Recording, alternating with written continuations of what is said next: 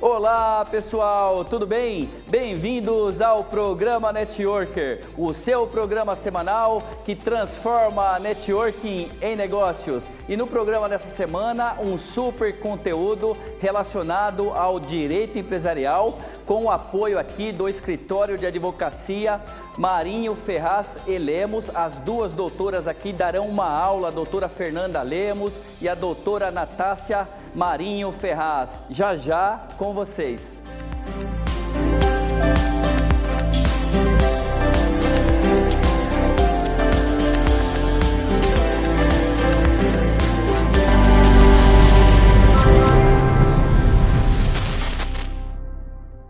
Doutora Fernanda, doutora Natácia, é um imenso prazer recebê-las aqui no programa Networker para esse bate-papo de hoje relacionado à área do direito empresarial. Gostaria de iniciar a nossa entrevista Networker pedindo que vocês se apresentem com um pouquinho mais de detalhes. E obrigado novamente pela participação. Eu que agradeço. Boa tarde a todos, meu nome é Natácia Marinho Ferraz, eu sou advogada trabalhista, sou especialista em direito trabalhista patronal voltada para os empresários e atuo no escritório desde 2013. Legal. Boa tarde a todos, é um prazer imenso estar aqui com vocês. Meu nome é Fernanda Lemos, eu sou advogada empresarial, atuo na parte de direito societário e a parte de contratos. Legal, ótimo. Olha aí, gente, duas grandes especialistas aí na área do direito empresarial. E para você que está acompanhando o nosso programa Networker, você que é um profissional autônomo, um empreendedor no caso de microempresa, um empresário de empresa de pequeno porte, ou mesmo médio e grande porte, profissionais das mais diversas áreas que tem dúvida relacionada a essa área, nós tentaremos aqui dar alguma direção com essas super especialistas aqui, tá legal? Eu gostaria então de iniciar, nós preparamos algumas perguntas, eu e a produção do programa, e eu acho que seria legal vocês explicarem, a doutora Fernanda, o que compreende o direito empresarial. Porque o direito criminal, a parte civil, né? Mesmo a parte trabalhista, que vocês também são especialistas, isso fica um pouco mais claro. Mas o direito empresarial, o que compreende, por gentileza? Então, o direito empresarial ele é muito amplo. Nós temos ali a parte do direito societário, a parte de contratos, elaboração de contratos sociais. Hoje, qual que é a maior dificuldade que nós vemos de um empresário? O empresário ele vai até o contador, ele procura um contador porque é o necessário para a abertura e acompanhamento da empresa. E o contador começa a fazer a elaboração de todos os documentos para esse empresário. Tanto o contrato social, contratos de funcionários, contratos de prestação de serviços. E ele não consegue compreender que isso, um advogado que tenha experiência, que tenha uma especialização na área empresarial, vai poder auxiliá-lo, né, de uma maneira mais segura, mais transparente, com mais qualificação. Logicamente, não desmerecendo o contador, mas eu digo que cada um dentro da sua especialidade. Então, hoje o direito empresarial, ele consegue dar todo o apoio jurídico para o empresário. Ok. Ou seja, o contador, apesar de sua experiência, ele tem que ir até um determinado momento dentro de sua especialidade e esse processo ele complementa, no caso, com a outra especialidade que está na área de vocês, que é o direito empresarial. Isso, exatamente. Na verdade, o contador ele costuma trabalhar com contratos básicos, né? O nosso trabalho é o quê? São contratos mais elaborados e contratos que visam evitar problemas futuros para o empresário. Então, esse estudo do caso especificadamente, ver quais são as necessidades do empresário para poder colocar todas as regras ali que vão ser geridas dentro da empresa dele.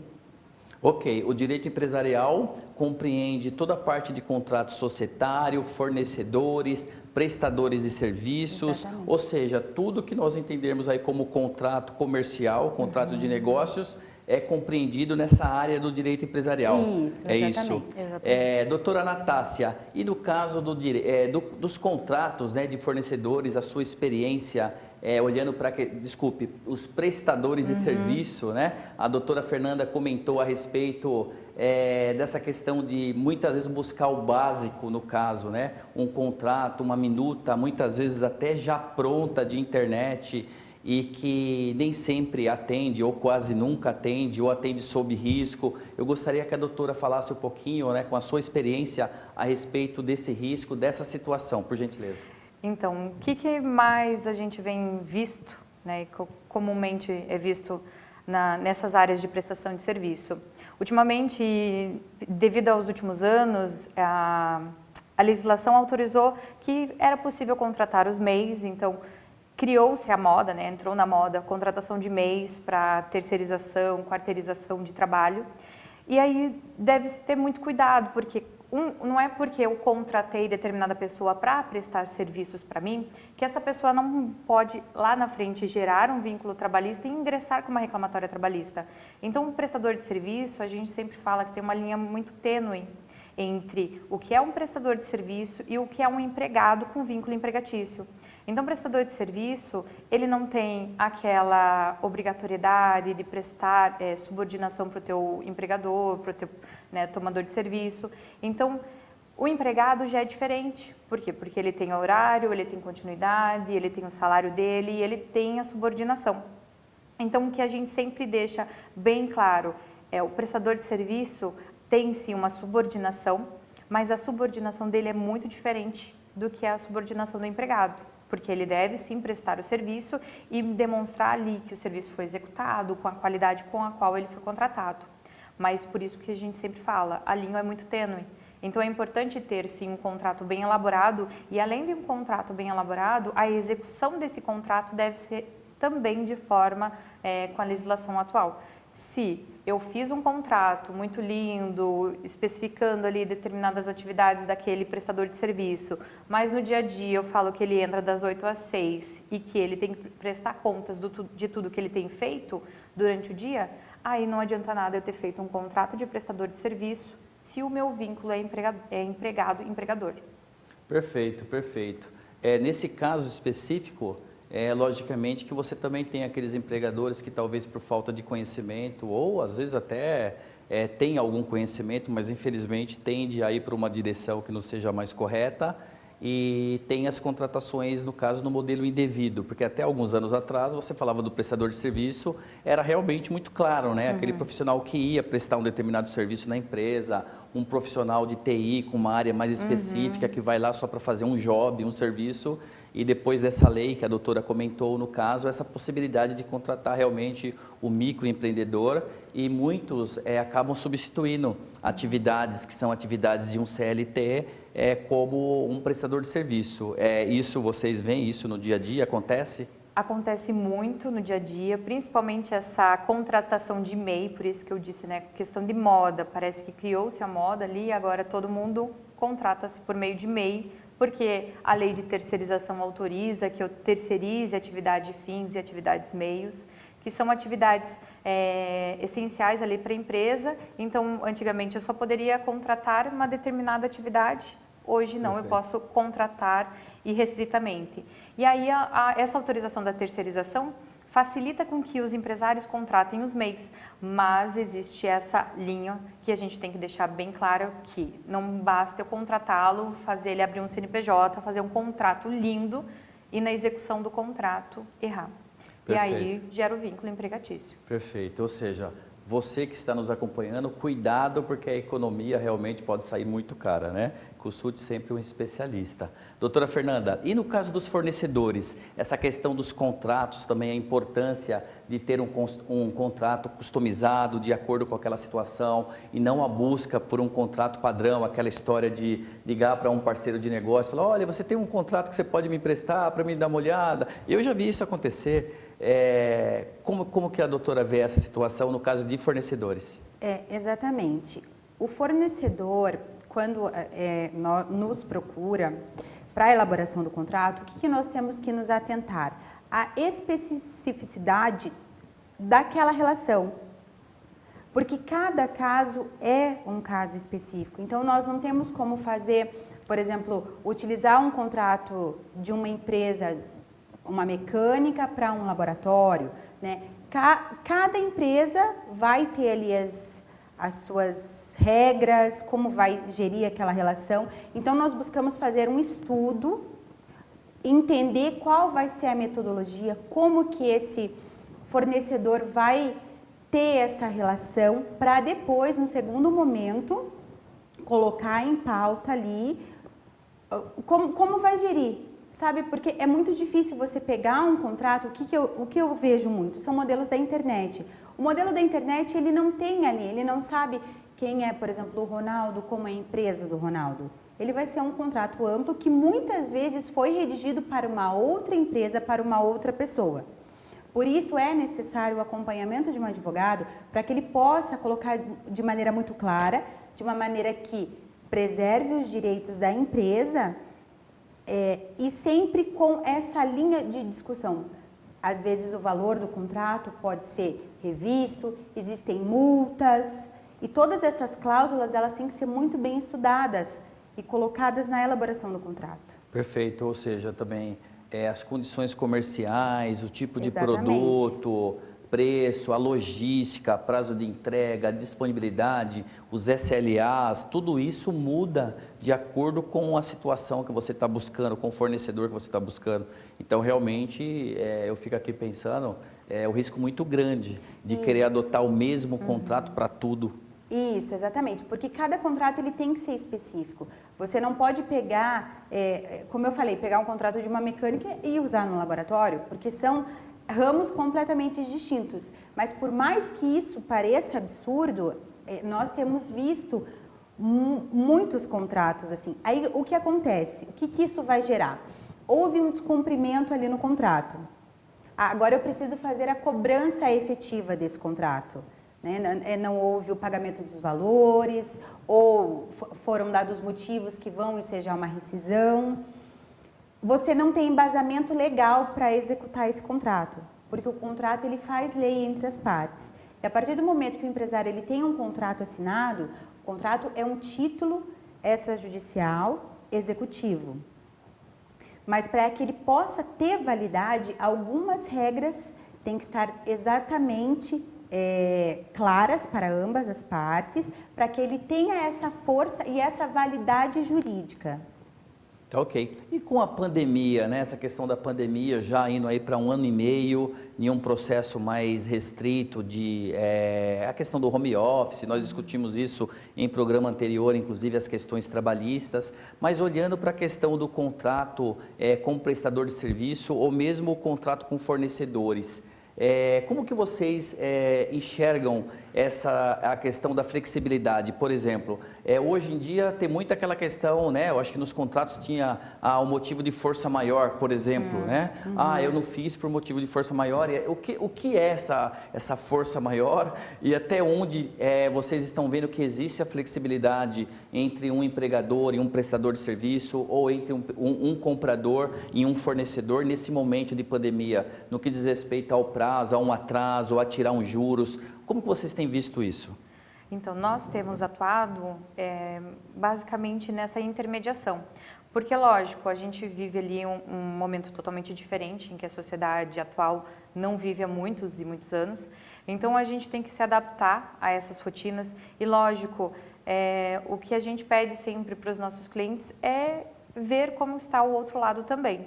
Então, a gente trabalha nessa parte de negociação, de tratativas entre como está aquele prestador de serviço, como está a situação do tomador, para que ambas as partes ali, elas consigam se coligar e trabalhar em conjunto, mesmo com as dificuldades que foram impostas ali em razão da pandemia. Ok, doutora Fernanda, no caso de fornecedores? O que nós orientamos é que seja feita a negociação desses contratos, porque nós não temos ainda hoje uma lei específica que trate, por exemplo, num contrato de fornecedor, qual que é o tempo que vai poder gerar o atraso, enfim, a gente orienta para que o empresário entre em contato com esse fornecedor, com esse prestador de serviço e tente uma negociação extrajudicial. Até mesmo porque ações judiciais, nós orientamos a que seja buscada no último caso, no extremo. Legal, ok, ótimo. Olha só, vou pedir um tempinho para vocês, que agora nós chamaremos o nosso painel da Dica Networker, hoje com o empresário, o Edgar Neto, do segmento de planos de saúde, corretoras aí, no caso que trabalha com plano de saúde, e ele vai falar um pouquinho, que eu estou sabendo aqui, a respeito da importância de um contrato para o empresário. Edgar, é com você, qual é a Dica Networker de hoje? Opa! Fala aí, Ronaldo. A Dica Networker de hoje é sobre a importância dos contratos para o empresário, para o empreendedor e para qualquer relação. Bom, os contratos, eles formalizam toda a relação comercial e profissional entre as partes, né? Sejam essas partes pessoas físicas ou jurídicas. Eles aí fundamentam aquele famoso acordo fio do bigode que a gente acaba vendo aí no dia a dia, infelizmente. É importante a gente ressaltar alguns aspectos aí para a formalização desse contrato. Quais são esses aspectos? É ter um objeto contratual muito bem definido, bem claro no contrato, o prazo contratual, né, o período que será uma prestação de serviço, enfim, produto, ter esse prazo estabelecido, o valor negociado entre as partes, é importante estar no contrato, a forma de pagamento, a rescisão contratual, se ela precisará ser avisada com antecedência ou não, se pode ser quebrada a qualquer momento, né? As garantias que esse contrato pode ter, enfim, todos os aspectos aí que serão importantes e relevantes para essa relação, para as partes. Bom, dito isso, eu quero trazer mais uma dica, a dica mais importante, acho que é a mais valiosa aqui desse momento, que é: contrate um escritório especialista nesse assunto. Por quê? Porque esse escritório, com certeza, ele terá aí o know-how e a experiência para colocar aí todas as cláusulas que são importantes para que essa relação aí, para que o empresário, empreendedor, né, ele não seja pego de surpresa nesta relação. Beleza? Bom, espero ter contribuído com a dica. Um forte abraço e devolvo para você aí no estúdio. Excelente dica, Edgar. Grato aí pelo conteúdo de hoje no nosso painel Dica Networker. Gostaram da dica do Edgar? Gostei. Com certeza. Legal, bacana. Tá bem antenada. Legal, ótimo. Seguindo então aqui com a nossa entrevista Networker com a doutora Fernanda e a doutora Natácia, especialistas aí na área do direito empresarial, que compreende, já aprendemos aqui, toda a parte do contrato social, a parte do contrato com fornecedores, contrato com prestador de serviço, todo tipo de contrato que você imaginar aí, o direito empresarial acaba orientando e direcionando você que é empresário, que é empreendedor. Bom, gostaria agora de fazer uma outra pergunta, entrando um pouquinho na questão do direito societário, e já vamos falar também da LGPD, que é um tema muito importante, mas antes eu gostaria que a doutora Fernanda explicasse um pouquinho para quem está acompanhando o programa Networker sobre a importância do contrato social, porque muitos talvez não dão aí o valor que se deve, né? Um contrato social só para formalizar ali a sociedade. Fala um pouquinho para nós. O contrato social, ele vai ser o que vai gerir toda a relação da empresa. Então, por exemplo, você precisa colocar ali um administrador para essa sociedade. Quem vai fazer, como é que vai ser gerido essa sociedade? Então, não é apenas um papel, é esse papel que vai lhe trazer toda a orientação da sua empresa, de como vai funcionar a relação com os seus sócios, como irá funcionar assembleias, tomada de decisões, retirada de sócios. Então, o contrato social ele é muito importante, porque é ele que vai ter todo o embasamento para o resto da vida da sua empresa. Não é algo que você pode pegar, não, eu vou fazer um contrato social hoje, amanhã eu vou mudá-lo inteiro. Não é tão simples assim. Por quê? Porque ele tem um peso muito grande dentro da empresa. Ele é a raiz da empresa. em resumo, né? O contrato social é a raiz da empresa. Então, assim, tudo que for relacionado a financeiro, a sócios, a entrada de sócio, saída de sócio, investimentos, valores que serão deixados ali para fluxo de caixa, tudo isso vai dizer no contrato social. Perfeito. Sabe? Então, por isso que é muito importante que você tenha um acompanhamento jurídico, que você tenha um especialista que possa orientar o empresário também da importância desse contrato social. Ou seja, o contrato social aí, ele que sustenta, né, toda uma sociedade. Exatamente. É muito importante realmente, eu entendi a sua explicação. Ele é a raiz da empresa, é com base nele que vai ser tomado decisões, a expansão da empresa, tudo com base no contrato social. Administrar eventuais conflitos. Exatamente. Perfeito, perfeito. Agora sim, também entrar em outro tema também muito importante aqui no Networker, que é a Lei Geral de Proteção de Dados. Então, eu, enquanto empresário, estou ouvindo, né, sobre a LGPD há pelo menos 3 anos, posso estar enganado, mas acho que há pelo menos 3 anos. Em determinado momento, alguns meses atrás, até o que já parecia uma lenda virou uma realidade, né, realmente saiu. E a doutora estava explicando um pouco antes de iniciar o programa que, na realidade, ainda não está havendo multa, que as multas ocorrerão agora a partir de um determinado tempo. Eu, que sou um empresário, tenho uma empresa, tenho que me adequar, não importa o tamanho, eu tenho que ter um belo contrato societário, claro, eu vou contratar um fornecedor, vou ter um belo contrato com o fornecedor, vou contratar um prestador de serviço para me ajudar nesse trabalho, ou seja, veja, está tudo envolvido. E qual é a preocupação que eu tenho que ter com a Lei Geral de Proteção de Dados, doutora Natácia? Então, a Lei Geral de Proteção de Dados entrou agora em vigor no final do ano passado, justamente para proteger as informações do seu prestador de serviço, do seu fornecedor, dos seus sócios. Então, toda essa informação que é passada para dentro de uma empresa, a empresa precisa sim justificar e deixar isso claro para quem as fornece, como essa informação vai ser gerida. Se eu não vou pegar a sua informação, seu nome, suas escolhas, suas opções e vou passar para outras pessoas, seja para fins que não estejam no contrato, então essa proteção deve estar, além de implantada nos contratos, seja no contrato com fornecedor ou prestador de serviço, inclusive empregados também. Essa proteção ela tem que ser em toda a sistemática da empresa. Então não basta só eu pedir para que se faça uma alteração nos meus contratos. Eu preciso implantar o sistema da LGPD, eu preciso que ela seja reforçada dentro do meu local de trabalho, dos meios de comunicação, como essa informação é recebida. Eu tenho que ter autorizações dos meus clientes que me passam informações quando são preenchidos cadastros. Então, a Lei Geral de Proteção, ela visa proteger as informações pessoais de cada cidadão, de cada pessoa, e isso pode gerar multas aí que chegam a 2% do faturamento da empresa, e as sanções já estão aí para começar, então é importante a empresa já estar adequada à LGPD, para que quando começarem, né, as visitas, as auditorias, empresas, inspeções. as auditorias e inspeções, para que ela já esteja de forma regular e não sofra com qualquer tipo de sanção. Doutora Natácia, quando falamos em proteção de dados, estamos nos referindo especificamente a dados específicos ou em geral, seja de cliente, seja de fornecedor, seja do funcionário, do prestador de serviço?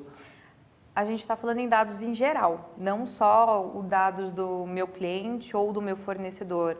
A gente fala em informações gerais, em escolhas, opções, RG, CPF, nome. Então, toda a informação que é passada, eu preciso ter essa justificação e eu preciso dessa autorização para obtê-las.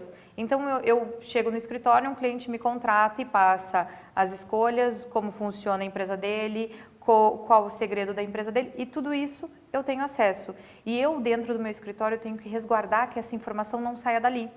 Então, não basta eu só estar ali no contrato dizendo que eu protejo, né, que eu vou proteger as informações do meu cliente. Eu preciso ter um sistema que também, dentro da minha empresa, proteja essas informações e não sejam repassadas a terceiros. Perfeito. A doutora comentou sobre sanções. sanções igual punições, multas, né? Até então não tínhamos multas, por exemplo. Uma auditoria do governo, não sei exatamente qual é o termo que eles utilizam, ela checou algo errado ou era apenas uma orientação que o empresário recebia, é isso? Isso, as orientações elas estavam acontecendo, então justamente para que as empresas venham se adequando, e a partir de agosto agora nós teremos as sanções. Então as sanções são as aplicações de multa, né? Então os empresários têm que ficar bem atentos porque as multas são altas.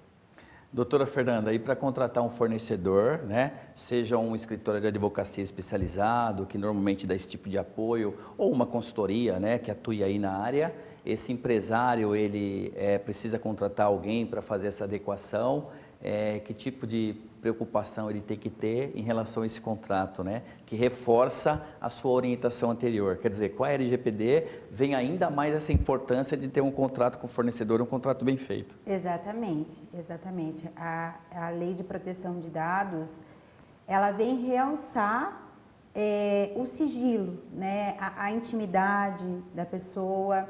Então, o que eu aconselho? Tem um acompanhamento de um advogado. É importante. Esse é meu conselho. Sim.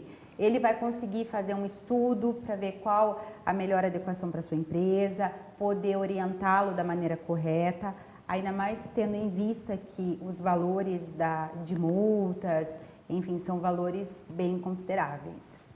Olha só, gente, então quando falamos aí de multa, claro, independentemente disso, né, temos que agir aí, estarmos com a nossa empresa, não importa o tamanho dela, repito, né, com a operação redonda, de acordo com a lei, cumprindo as exigências legais, isso é sempre muito importante e mais do que nunca ficou claro aí, né, que a importância no caso de ter um bom contrato em todos os sentidos, principalmente com a questão agora do advento da Lei Geral de Proteção de Dados, que realmente a cada mês que passa vem tomando forma, é fundamental para nós todos que empreendemos em algum negócio. Então fica essa dica. Estamos caminhando aí para a reta final do nosso programa Networker, programa semanal aí que traz conteúdos relevantes, conteúdos do mercado relacionados a negócios e também muitas vezes relacionados ao networking, né?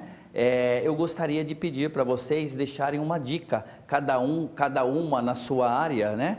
Na sua formação, deixasse uma dica para o nosso público que está acompanhando o programa. Por gentileza, doutora Natácia. Eu sei que vocês já deram várias dicas aqui, orientação, direcionamento, mas ninguém sai desse programa sem deixar uma dica, aquela cerejinha do bolo, tá bem? Então dá uma dica. Bom, na hora de contratar o seu prestador de serviço, cuidado sempre com relação ao que vai ser pedido e à subordinação. Então, esse prestador de serviço, ele precisa ter uma relação muito clara com a empresa. Muito bom. Doutora Fernanda, sua dica. Pessoal, aquele modelo da internet pode não ser para você. Tenha sempre a orientação de um advogado para que possa fazer o contrato voltado para a sua empresa, para lhe assegurar e evitar problemas futuros. Ok, ótimo. Eu agradeço em nome de toda a produção, em nome do programa Networking, em meu nome, a presença de vocês. Foi muito bacana, né, receber todo esse conhecimento. Obrigado. Muito obrigada. Eu que agradeço. Uma boa tarde. Boa tarde a todos. Legal. Pessoal, encerramos aqui então mais um programa Networker, o seu programa semanal de conteúdos relevantes relacionados a negócios, ao networking. Até a próxima semana. Sintam-se abraçados.